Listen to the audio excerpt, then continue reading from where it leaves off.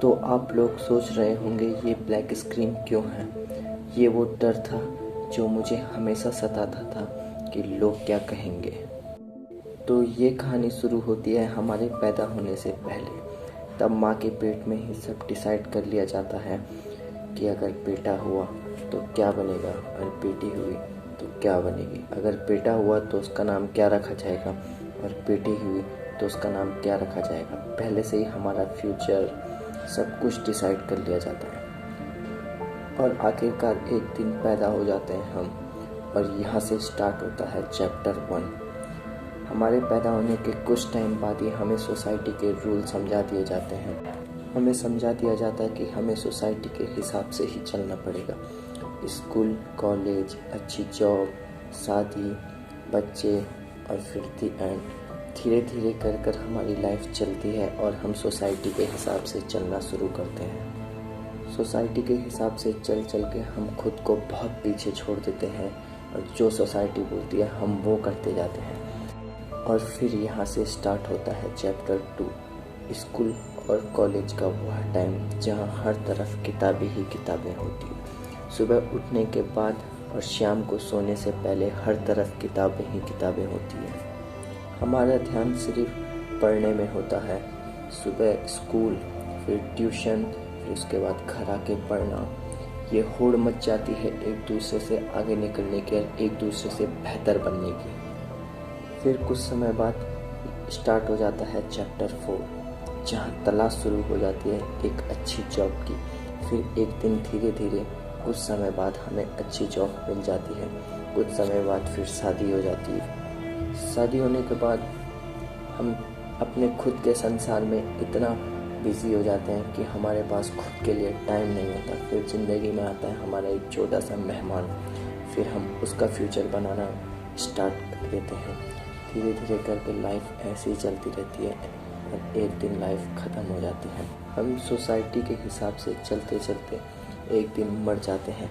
मगर सोसाइटी हमें क्या देती है?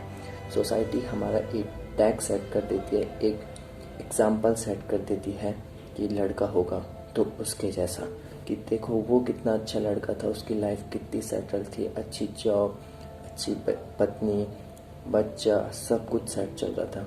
मगर जब हम भविष्य में अपने साथ अकेले बैठते हैं तो हम खुद की जद्दोजहद में लग जाते हैं, खुद परेशान हो जाते हैं।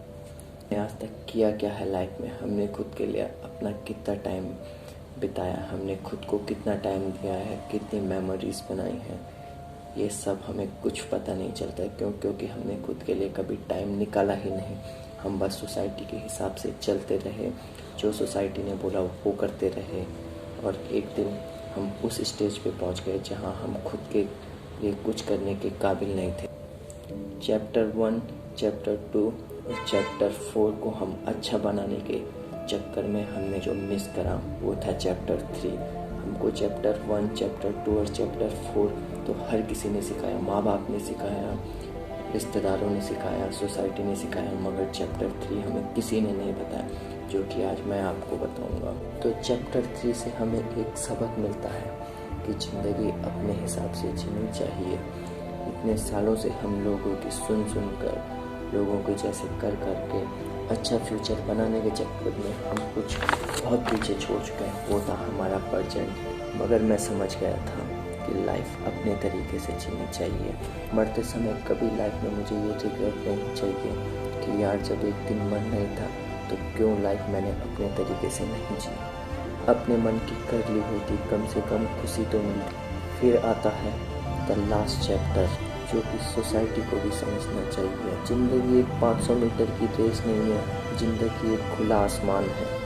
अगर समझ नहीं आ रहा है तो टाइम लो, मज़ा नहीं आ रहा है तो टाइम लो, मगर जब स्टार्ट करो तो ऐसा करो कि रुकने का नाम मत लो। ये मत सोचो कि लोग क्या कहेंगे। अगर लोगों के चक्कर में फंसे रह जाओगे तो फिर से खुद को बहुत पीछे छोड़ दोगे। जिस अंधेरे में मैं हूँ उस अंधेरे में मेरे जैसे लाखों हैं, और मेरी एक कोशिश है अकेले की, लेकिन उम्मीद पूरी है। अंधेरे से बाहर भी एक दुनिया है जो कि फसल में उड़ना सिखाती है। तो यार बस ये सोच लो कि ये दुनिया पूरा एक आसमान है, और तुम्हें इस पूरे आसमान में खुला घूमना है।